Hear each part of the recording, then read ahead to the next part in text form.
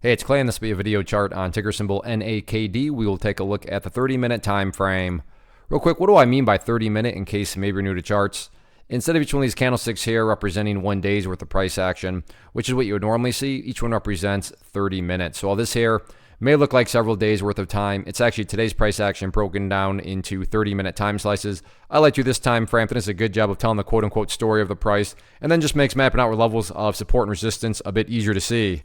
I did this analysis on Wednesday, so that is where the green and red line annotations are coming from. And that's also where our first update is going to come about. Actually, let me take a step back. I'm just going to go ahead and get rid of that line now, do some house cleaning. Yes, that level up at 7 cents does still pertain. It's just not relevant right now. And from a presentation standpoint, I don't want to risk causing clutter and confusion because there's lines everywhere. So let's try to keep this as clean as possible. The first update, though, that does need to be made comes about based on a foundational rule in charting, which states when levels of support are broken and closed below, they tend to act as resistance, and this is actually played out perfectly. So the price broke below it, and you can see right here, struggled not necessarily get above it, but definitely stay above it. And then right there, the price struggled to not, it couldn't even get above it anymore. So 5.5 cents is back to being that key near-term level of resistance. So yes, once more, the 7 cents is still definitely a level of resistance. My point is, really, there's no, you're getting way too far ahead of yourself if you're talking about doing battle and breaking through 7 cents until the price can at least prove itself in the near term, and once more, quote unquote, prove itself being quantified as getting up above and staying up above 5.5 cents.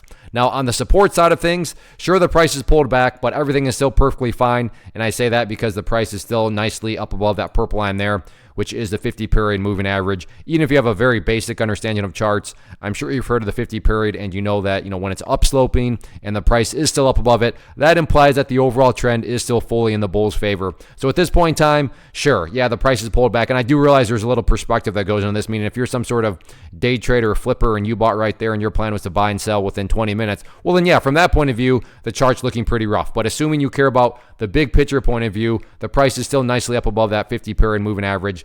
So like I said, that implies that the overall trend is still in the bull's favor. So pull back today, but price still has plenty of opportunity to chip away and build a higher low, and that's what you want to see from the general framework perspective. So it'll be interesting to see how this one closes out the week on Friday.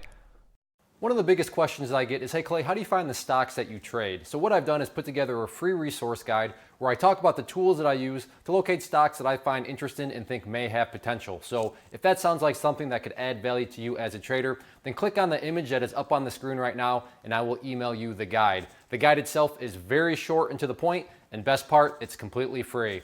Thanks for watching the video. Let me know if you have any questions.